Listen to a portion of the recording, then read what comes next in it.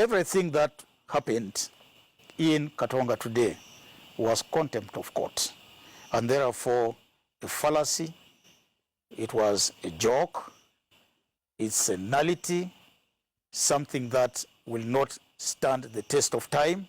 The question of the dirty money leading to the exodus of some senior FDC members, creating a breakaway group in Katonga, widening the gap between the Najanankumbi leadership and members of the party.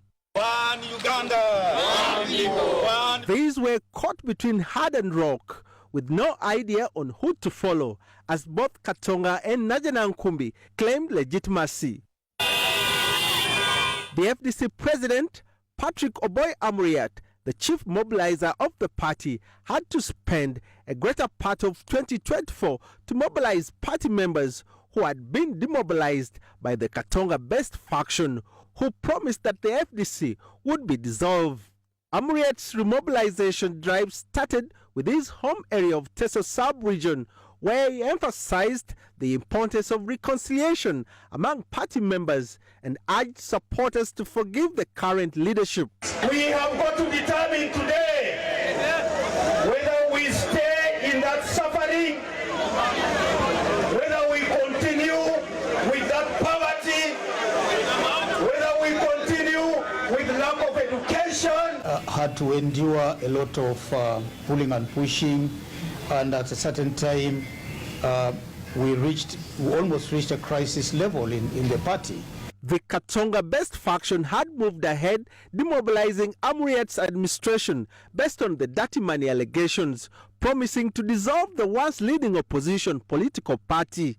In his mobilization drive, Amuriat assured members that FDC still exists and is going nowhere. We sought out the population. We went out to the eastern district of Soroti to address the people of Teso. We came to the city of Mbale to address the Bugisu and Sebei region.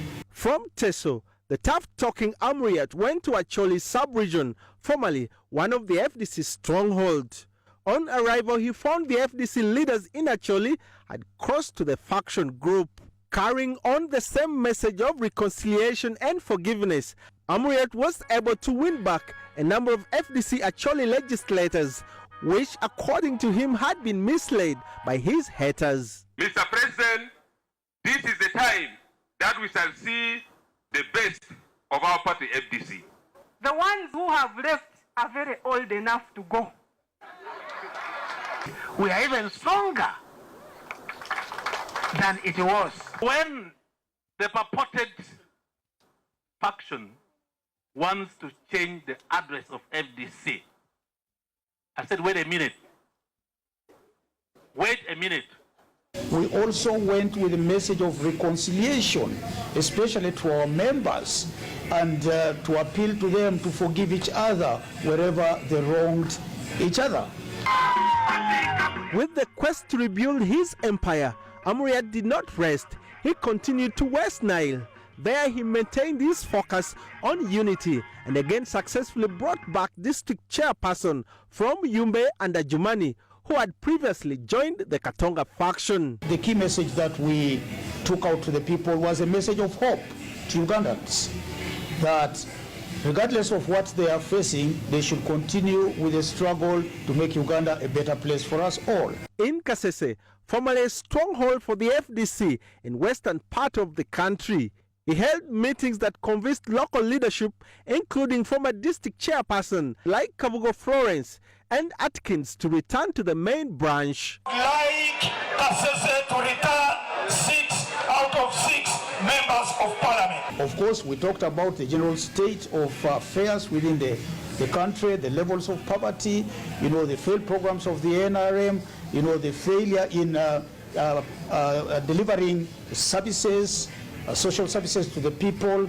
and this was in a way to try to open the minds of the people, the eyes of the population to what they are going through today as citizens of this country.